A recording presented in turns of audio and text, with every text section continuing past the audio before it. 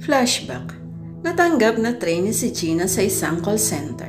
Palipat-lipat siya ng trabaho dahil hindi siya nakakatagal. 3 buwan lang ang pinakamatagal niya at nagre-resign siya o nag-aawol. Pero madalas ay natatanggap pa rin siya sa trabaho dahil sa kanyang personalidad. Maganda siya, matangkad, mahusay magsalita. Nagkaroon ng interes sa kanyang supervisor na si Abdon.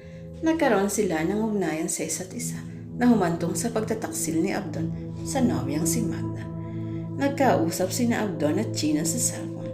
I'll go ahead, baka bigla pang dumating si Magda at abutan ako.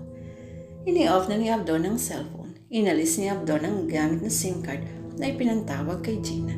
Ibinalik nito ang dating SIM card sa cellphone. Bago tuluyang umalis ay iniwan ni Abdon ang cellphone sa simpleng dahilan para hindi na siya makontak ni Magda. Samantalang isa pa niyang SIM card ay iniipit niya sa ilalim ng mahabang sopa. Kabisado ni Abdon si Magda. Kaya nitong hanapin ng kahit anong gamit niya, kaya ay pinakatago-tago niya ang SIM card. Inilagay niya sa lugar na posible pang makita ni Magda sa ilalim ng sopa. Ang pinakaiiwasan ng lalaki ang matuklasan ni Magda ang kataksilan nila ni Gina. Hindi pa handa si Abdon sa sasabihin kay Magda ang totoo dahil kabisado ni Abdon ang labis na kabaliwan ni Magda sa pag-ibig. Nagmamadaling lumabas ng unit si Abdon. Dala ang isang backpack at emerge sa parking lot ng condominium kung saan nakaparada ang kanyang sasakyan. Wala pang 5 minutong nakakalis si Abdon nang dumating si Magda sa kondo. May dala siyang bag. Halatang sasama siya sa Lake Wakwak. Ilang araw na kasing hindi tumatawag o kumukontak sa kanya ang nobyo. Pero wala namang sinabi si Abdon na hindi sila matutuloy. Minabuti niyang puntahan na lamang ito. May sariling susi si Magda ng unit. Agad siyang nakapasok sa loob. Nakita niyang magulong silid ni Abdon. Madalas niyang datnan ng ganong ayos ng bahay ni Abdon. Nasanay na siya. Agad niyang inimpis at dinampot ang mga kalat. Naghugas pa siya ng pinggan. Pinalitan ng bedsheet ng kama. Nakita ni Magda ang cellphone ni Abdon at kinuha niya yun. Iyon ang araw ng pagpunta ni Abdon sa Lake Wakwak. Kaya nagtataka siya kung bakit hindi siya kinukontak ni Abdon. At kung bakit naiwan ni Abdon ang cellphone nito. Lumabas si Magda sa unit ni Abdon at nakasalubong niya sa hallway si Mang Elmo, ang caretaker.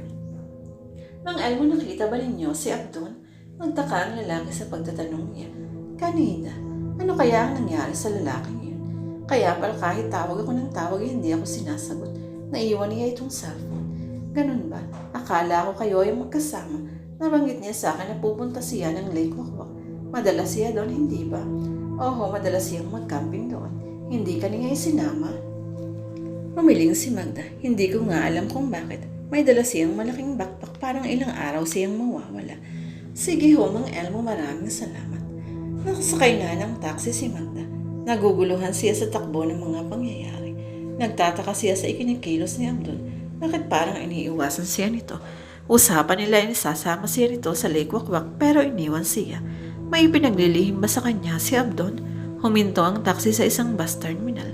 May sasakyan doon patungo sa Lake Wakwak. Plano niyang sundan si Abdon. Hinanap ni Magda ang daan patungo sa Lake Wakwak. Mula sa may highway may isang batang lalaki na nagturo sa kanya ng landas na tatahaking hanggang sa marating ang lake. Dapit hapon at malapit ng dumilim. Laking pasalamat niya dahil may dala siyang maliit na flashlight. Bagaman may kahirapan ang daan ay natunto ni Magda ang lugar. Madalim na nang makita niya ang isang nakatayong tent hindi kalayuan sa lake.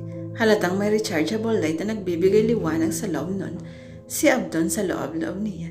Nagtataka siya kung bakit siya iniwan ni Abdon kayong may usapan silang pupunta doon. Pero hindi niya inisip na posibleng may ibang babae kasama si Abdon. Hindi pa ganap na nakakalapit si Magda ay natigilan na siya. Natiyak niyang may ibang kasama si Abdon dahil sa maliit na boses at tanas na narinig niya. Kitang-kita niyang pagtatalik ng dalawa sa pamamagitan ng aninong gumagalaw mula sa labas ng tent. Hindi siya nakahuma. Hindi siya makapaniwala. Hindi si Abdon ang lalaking iyon. Hindi naman niya natikta ang mukha ng lalaki. Kaya tiniyak niya sa sariling hindi si Abdon ang lalaking iyon. Dahil hindi siya magagawang pagtaksila ni Abdon. Pakiwari ni Magda ay nanginginig ang buo niyang katawan pero nagpakatatag siya. Aalis na siya. Hindi na niya kikilalanin kung sino ang nasa loob ng tent. After all, tinitiyak na niya sa sariling hindi si Abdon na iyon. Paulit-ulit na sinasabi niya sa sariling Hindi siya pagtataksilan ni Abdon. Aktong aalis na siya nang makita ng anino na bigla na lamang sinaksak ang dibdib ng lalaki. Napahumindig si Magda. Nasaksihan niya sa pamamagitan ng anino sa labas ng tent kung paano pinatay ng babae ang lalaki, kung paano winakwak ang dibdib ng lalaki at tinukot ang puso nito. Nagtatakbo si Magda. Tumakas siya. Hindi siya nakita ng maski na sino. Natiyak niyang walang nakakita sa kanya. Gusto niyang takasan ang lahat. Wala siyang nakita. Wala siyang nakita. Paulit-ulit na kinumbinsi ni Magda ang sarili. Umulan hanggang sa lumakas iyon. Nadula siya dahil naging maputik ang daan. Nagpilit siyang makabangon. May pakiramdam siyang hinahabol siya ng halimaw at aktong papatayin. Narating ni Magda ang highway kung saan siya bumaba kanina. Isang bus ang sumilaw kay Magda. Agad nagpreno ang driver ng bus. Muntik na siyang masagasaan. Sumakay siya ng bus at lumayo na sa pook na yun. Nakatakasan niya ang lahat. Nasakasan ng kanyang isip ang malaging ng pangyayaring nasaksihan. Umandar ng palayo ang bus. Hindi nakita ni Magda na sa spot ding iyon ng highway ay may humintong sasakyan at sumakay ang isang babae na may dalang kung ano na binalot na tela. Lalong lumakas ang pag-ulan. Naka-number 3 na ang windshield ng sasakyan. Umaandar na rin palayo ang sasakyan sa spot kung saan may shortcut road patungo sa Lake Wakwak. Magpahinga ka muna. Magtago. Tatawagan na lang kita pag may kailangan kang gawin. Ako na ang bahalang maglinis ng kalat. Makahulog ang wika ng driver ng sasakyan. Huminto ang sasakyan. Bumaba ang babae sa isang malaki at lumang bahay. Pumasok sa isang madilim na silid. Inilabas ang pusong ibinalot sa tela at inilagay sa isang garapon. Hindi siya aswang. Hindi siya kumakain ng puso. Pero iniimbak niya ang mga ito sa isang garapon na may likido. Si Gina ang may kagagawa ng lahat. Naalala ni Gina kung paano niya nakilala ang lalaki na tumulong at sumusuporta sa kanya.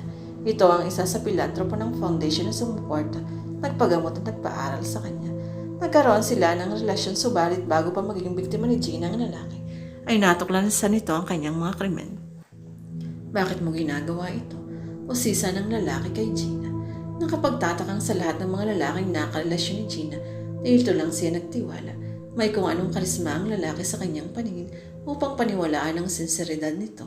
Ipinakita kasi ng lalaki na hindi siya kinasuklaman o pinandirihan nito. Sa halip ay inunawa at tinanggap.